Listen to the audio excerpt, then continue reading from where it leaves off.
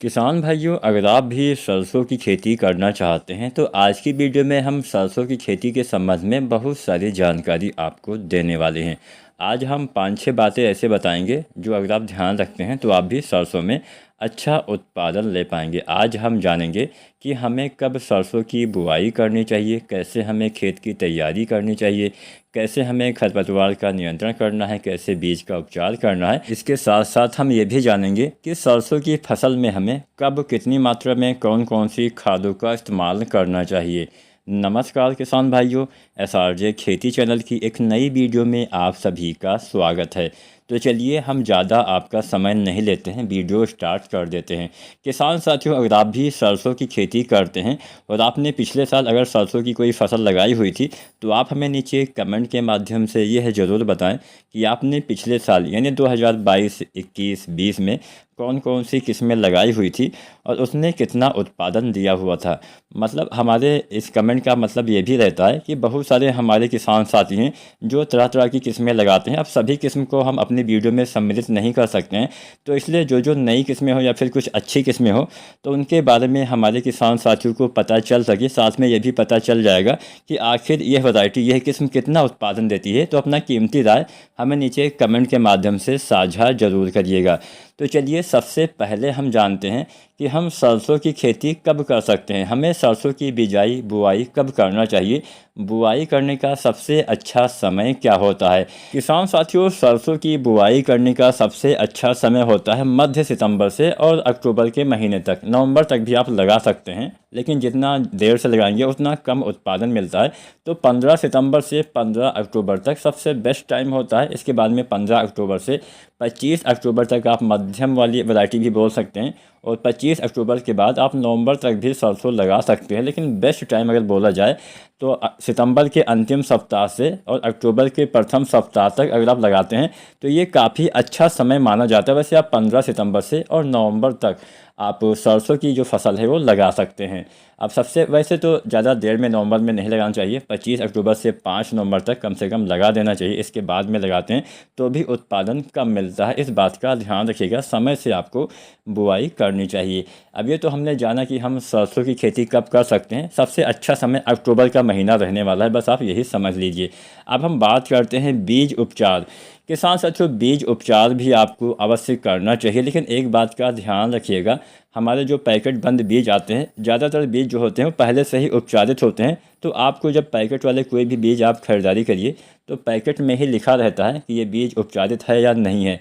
अगर उपचारित ना हो तो आप 2 ग्राम कार्बेंडाजिम 1 किलो बीज के हिसाब से आप उपचारित कर सकते हैं, या फिर आप 3 ग्राम थीरम ले सकते हैं। तो 3 ग्राम थीरम या फिर आप 2 ग्राम कार्बेंडाजिम, दोनों में से कोई एक प्रति केजी बीज के हिसाब से आपको बीज को उपचारित कर लेना चाहिए। बीज को उपचारित करने से बहुत सारी बीमारियों का टेक शुरुआती अवस्था में नहीं होता है, आपका बीज खराब नहीं होता है। तो ये तो हो गया बीज को उपचारित कैसे करना है। अब खेत की तैयारी भी किसान साथियों अच्छे से करनी चाहिए, क्योंकि सरसों के जो बीज होते हैं, दाने होते हैं, बहुत मोटे नहीं होते हैं, मतलब बहुत पतले होते हैं, बहुत छोटे होते हैं। और मान लीजिए आपने खेत की अच्छे से तैयारी नहीं की है, बहुत बड़े बड़े ढेले हो गए हैं, तो वहाँ पे क्या होता है कि अगर उन ढेलों के नीचे आपकी जो बीज है चला जाएगा तो उसका जमाव नहीं हो पाएगा। तो बस आपको खेत की अच्छे से जुताई करवानी है, 3-4 बार 5 बार अच्छे से जुताई करवाइए।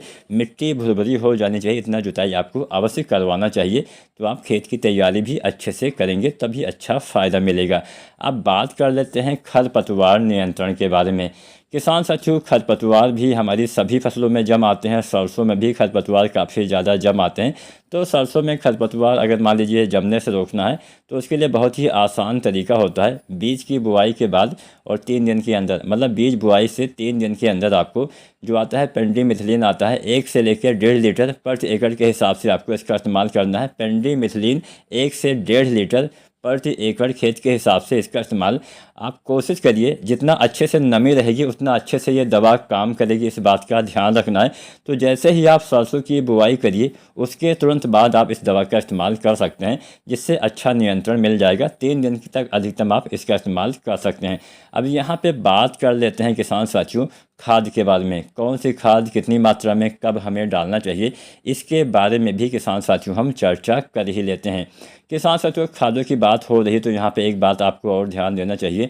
यहाँ पे गोबर खाद का इस्तेमाल आपको अवश्य करना चाहिए, या फिर आप वर्मी कंपोस्ट मतलब कोई भी जो आती है कंपोस्ट वाली जो खादें आती हैं, मतलब कोई भी ऑर्गेनिक जो खादी आती हैं।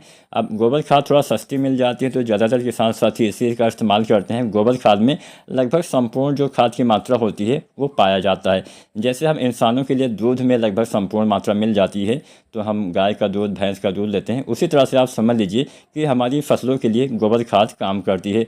गोबर खाद बहुत लंबे समय तक आपके खेत में बनी रहती है। जो भी आप रासायनिक खादों का इस्तेमाल करते हैं वो थोड़ा कम समय के लिए ही आपके खेत में बनी रहती है, इस बात का भी आपको ध्यान रखना चाहिए।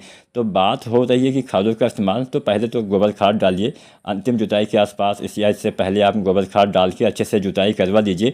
उसके बाद में आप चाहें तो यहाँ पे जो हम खादों की मात्रा बता रहे हैं वो आप बीज की बुआई से पहले भी डाल सकते हैं या बुआई के समय भी इसका इस्तेमाल हमारे किसान साथी कर सकते हैं। तो चलिए जानते हैं क्या क्या आपको डालना पड़ेगा।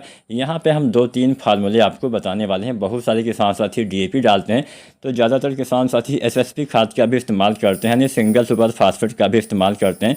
तो कुछ किसान साथी कुछ और खादों का इस्तेमाल करते हैं। तो यहाँ पर हम 2-3 फार्मूले आपको बताने वाले हैं, आप चाहें तो फार्मूला नोट कर सकते हैं। हमारे बहुत सारे किसान साथी DAP खाद का इस्तेमाल करते हैं, तो अगर आप भी DAP खाद का इस्तेमाल करते हैं तो पहला फार्मूला हमने DAP खाद से संबंध में ही लिया हुआ है। तो यहाँ पे आपको सबसे पहले हम बात करेंगे कि हमें सरसों की बुआई के समय कितना खाद डालना है। तो बुआई के समय वाली मात्रा आप नोट करिए।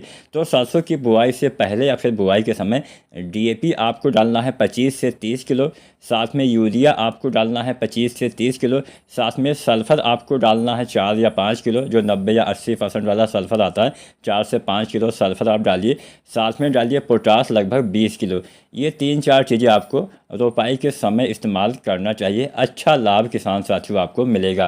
किसान साथियों इसके बाद में दूसरा फार्मूला भी आप नोट कर सकते हैं। दूसरे फार्मूले में हमने लिया है सिंगल सुपर फास्फेट यानी SSP खाद। SSP खाद बहुत अच्छी होती है, इसमें बहुत सारे तत्व पाए जाते हैं। सल्फ़र हो गया, कैल्शियम हो गया, ये तमाम तत्व इसमें पाए जाते हैं। तो यहाँ पे SSP आपको इस्तेमाल करना है 75 किलो, यूरिया आपको डालना है 35 किलो। ये 2 चीज़ें आपको किसान साथियों बुआई के समय, साथ में 20 किलो या 25 किलो आप पोटास भी डाल सकते हैं। तो 20 से 25 किलो पोटास, यूरिया लगभग 35 किलो और 75 किलो SSP खाद आपको इस्तेमाल करना चाहिए। ये सरसों की बुआई के समय आपको इस्तेमाल करना चाहिए। तो ये तो हमने बुआई के समय वाली खाद आपको बता दी। इसके बाद केवल एक खाद आपको और डालना चाहिए, वो है यूरिया। यूरिया जब आप पहला पानी लगाते हैं तो पहला पानी लगाने पे 35 किलो यूरिया पर एकड़, यहाँ पे हमने जितनी भी खाद की मात्रा बताई है वो 1 एकड़ खेत के हिसाब से बताई है। तो पहला पानी लगाने पे लगभग आपको 35 किलो यूरिया डालना होता है। बात यहाँ पे पानी की हो रही तो हम सिंचाई के बारे में भी चर्चा कर लेते हैं। सरसों की फसल में हम 2 या 3 पानी लगाते हैं। पहला पानी लगाना होता है लगभग 3 सप्ताह के बाद, मान के चलिए 20 से 25 या 30 दिन तक। हल्की ज़मीन में 20 से 25 दिन पे और भारी ज़मीन में लगभग 25 से 30 दिन पे। दूसरा पानी लगाते हैं लगभग 42 से 44 दिन पे। अंतिम पानी हम लगाते हैं फूल आने पे। मान लीजिए आपके पास 3 सिंचाई के संसाधन उपलब्ध नहीं है या फिर बीच में बरसात हो जाती है तो आपको 3 पानी लगाने की आवश्यकता नहीं है। मान लीजिए कम संसाधन है सिंचाई के, तो यहाँ पे पहला पानी आपको लगाना चाहिए 25 से 30 दिन पे और दूसरा पानी फूल आते समय ही आपको लगाना होता है, तब भी आपका काम चल जाएगा। तो उम्मीद करते हैं आज की वीडियो में हमने कंप्लीट जानकारी आपको दे दी। वीडियो पसंद आई हो तो लाइक शेयर करें और चैनल को सब्सक्राइब जरूर करें। धन्यवाद।